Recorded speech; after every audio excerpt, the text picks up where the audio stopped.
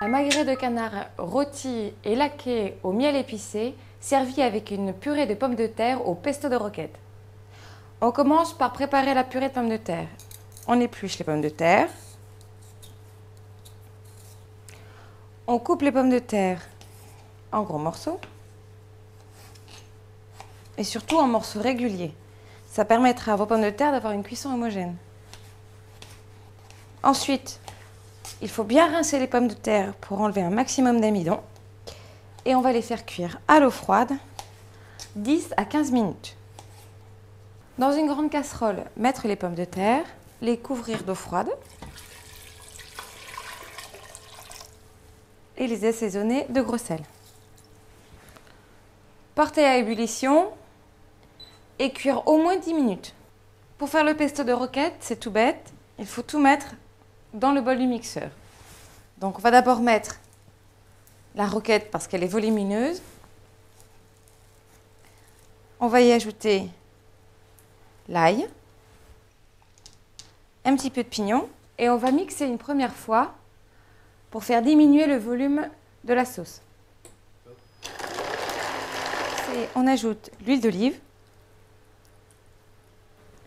une belle pincée de sel fin et le parmesan. Et on mixe à nouveau.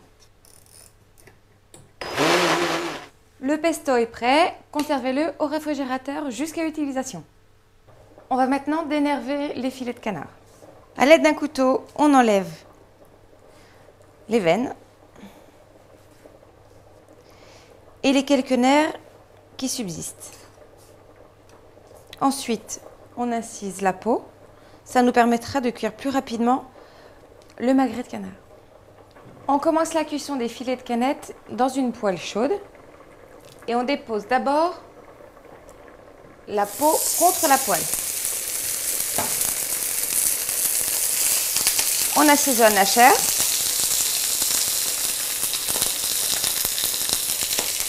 Et on laisse colorer environ 1 à 2 minutes. Lorsque la peau est colorée, retirez les filets de canette,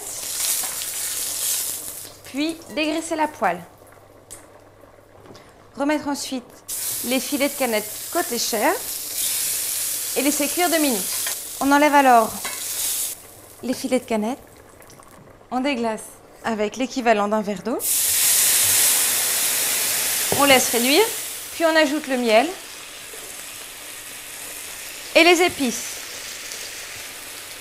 Le réglisse, le gingembre en poudre et le 5 épices. Bien mélanger et laisser réduire pour obtenir une texture sirupeuse. À l'aide d'un pinceau, laquer les filets de canette, puis verser le reste de sauce dans le plat. Et terminer la cuisson des filets de canette dans un four préchauffé à 220 degrés pendant environ 8 minutes. Lorsque les pommes de terre sont cuites et égouttées, à l'aide d'un fouet, on les écrase. Lorsque les pommes de terre sont écrasées, on va ajouter maintenant de la crème liquide. On assaisonne ensuite généreusement avec le pesto de roquette. Assaisonnez la purée de sel et de poivre. Dressez la purée au pistou dans un cercle en inox.